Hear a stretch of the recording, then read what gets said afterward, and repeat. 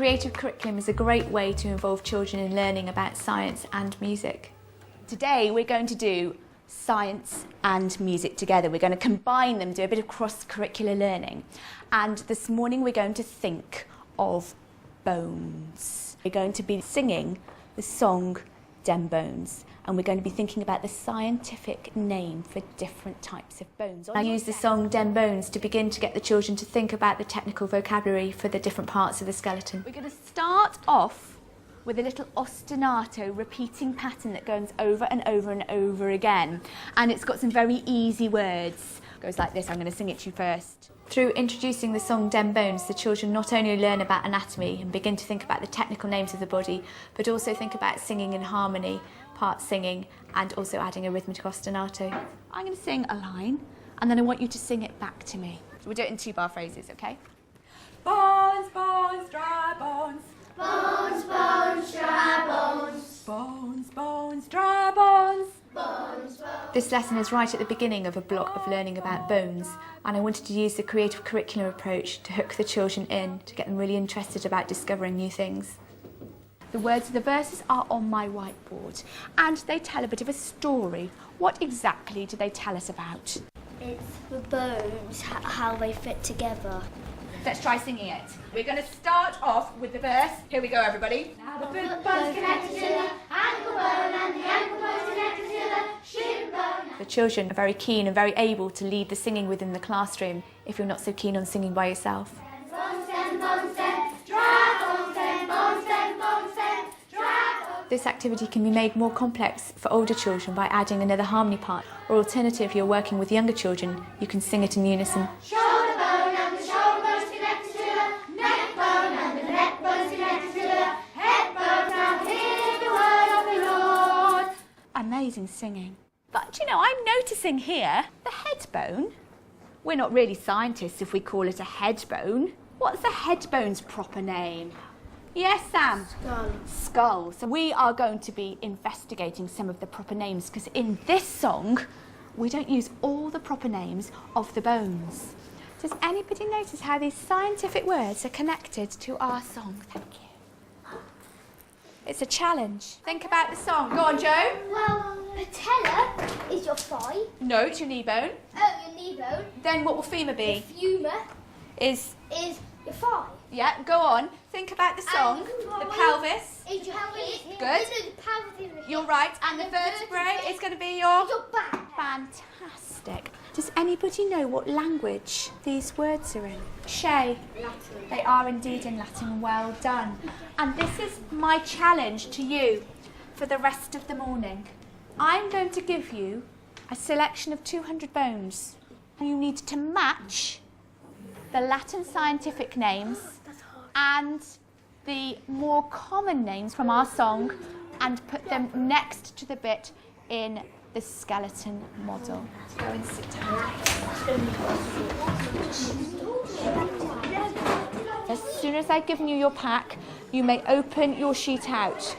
The one single Velcro bit shows you where the skull is going to need to go. Are you deciding the win? I'm going to decide the win. And you decide to lose. Now let's do the legs. I think we need the legs. And we need this. No, wait. We need that there. Or we need the other way round. Back way round. Through the use of this creative curriculum, children are involved in both science and music. It really brings both to life and makes learning fun. Okay, year 3. So far we've been looking at the lovely story of the village that vanished. Who can remind me of the 5 parts of the story so far, the 5 most important events? Lavinia? Millie is praying to her ancestors. The clouds show a picture of... We understand the importance of a quality text for creative learning. We've been really excited by this book as it's provided so many opportunities for cross-curricular activities within our classes. Good girl. Okay, so that's the story so far. Okay, next we're going to imagine that we are the villagers. So we're going to have a visualisation. To do that, we're going to start by closing our eyes. Now, you, the villagers, have packed up your bags. We enjoy working collaboratively because we enjoy planning together and teaching together. We can draw on each other's strengths and learn ideas from each other. What do you feel? What are you thinking? Okay, open your eyes. We're going to explore the next part of the story. The aim of today's lesson will be to explore the text through dance and drama, and this will provide an opportunity for the children to develop their response to the text. And this will help us when we come to plan and write our retelling of the story next week. We're going to imagine that we are the villagers and we are standing staring at this gushing river in front of us. How are we going to cross it? Let's have a very quick think about the water. Can anyone think of any exciting describing words, any adjectives to describe the water? Owen? The water was foaming and bubbling. Fantastic. Okay, so think about those words when you're acting out this part of the story. Think about the water, think about the stones. Very quickly in your head, so you've got to decide what kind of villager you are. I'm going to give you a few minutes to practice. When you see our signal, stop, look and listen. Off you go. Hey Rachel, stand up. What kind of character are you? As we walk round, we'll be able to assess the children's understanding of the story and their ability to empathise with the characters. All the children will be able to access the lesson and respond to the text during the activities, particularly those children with special educational needs and those with English as an additional language without the pressure of an extended writing outcome at this stage in the unit. Okay, we're going to get into a big circle because we are going to perform to each other. We'll also be encouraging the children to peer assess and give feedback on each other's performances. Okay, now I want you to imagine that you are telling me the story of that exciting day many, many years ago. Okay, who would like to start the story? These lesson ideas could be adapted for older children by focusing on several events in a story or by using perhaps a more complex text. Fantastic. Can anybody give any feedback to these two groups? Jasmine, what did you like about this group's performance? I liked the way how Thomas was doing the waves. The way Thomas was doing the waves. Fantastic. What did you like about how he was doing the waves? He was doing it gracefully. Lovely, really gracefully. And who could give me some feedback about this group's performance? Hala. I liked it because they helped each other and they take care of each other. That's lovely, thank you.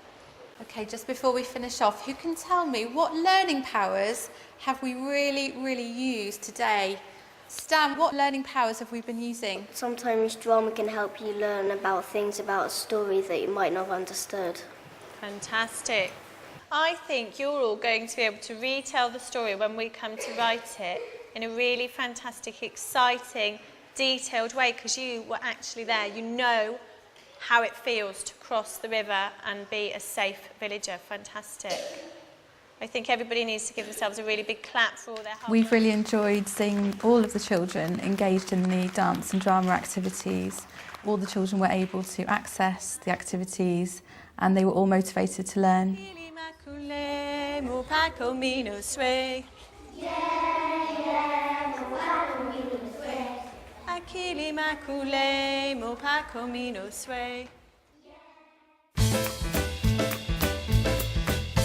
This morning we're going to be doing tessellation. Can anyone tell me what's the definition of tessellation? What does tessellation mean? James? The lesson attempts to use lots of different learning styles.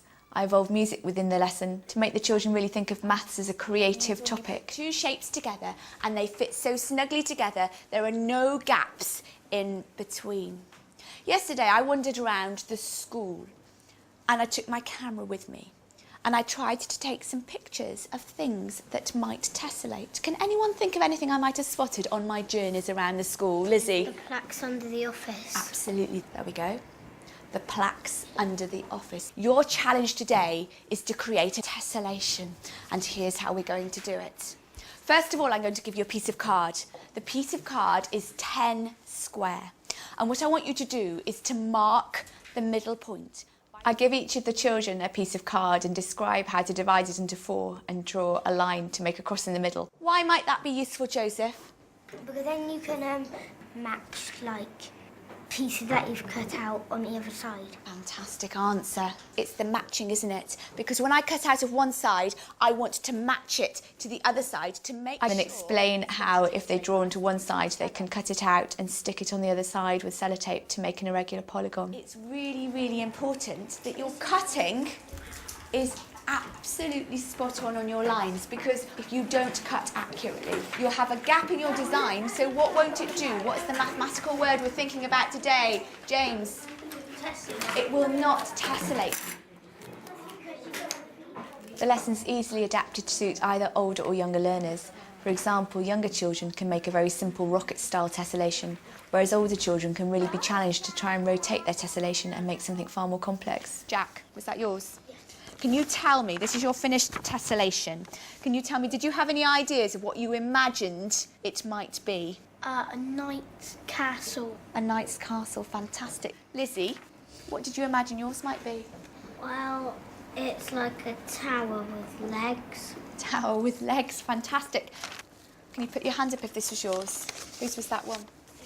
Joe, yours works really well. What did you think yours was? Well, it looks a bit like a Dalek, but with legs. I think so too, as if you've got a Dalek sort of moving along Doctor Who style. Fantastic, really good. We're going to try now to tessellate a song. We're going to try and tessellate a song by building a song up together. So we layer 2 different songs, one on top of the other. Mary Mac was a Glaswegian song, and Furan B. Maheen just used nonsense sounds to build it together. So what we're going to do... I explained to the children that rhythms are often used in music, layered one on top of another, almost as if they're being tessellated. This is our warm-up. We're going to sing it in unison, all together. We listen to a song that can be sung as a partner song and sing it all the way through in unison. Then I explained to the children that it can be sung with the 2 songs being sung simultaneously, which almost tessellate together. We rehearse the song, and then the children try and work on singing the 2 parts at the same time. The pulse stays the same all the way through. The pulse is like the heartbeat of the music, and if the pulse isn't the same all the way through, then we're going to have gaps, like in the gaps of your colours when you stuck them together, and it won't work. So I'm going to ask everybody on this side, including Callum, you are going to be in charge. If you think of us as the 2 colours, we're going to tessellate 2 tunes. So you've got one colour, Furan B. Maheen, and this side, you're going to be on Mary Mac. And here we go. Are you ready? Sitting up. 1, 2, 3, 4. Mary Mac's Sarah Max for gorgeous, long and clean. Sarah Max for gorgeous, goes Mary Mac. Sarah Max for gorgeous, Roy Mac and Mary when a gorgeous Mac. Amazing. That was really good. I involved music within my lesson because I wanted the children to begin to think about maths as a creative subject, and I used the music to actually broaden their understanding of tessellation.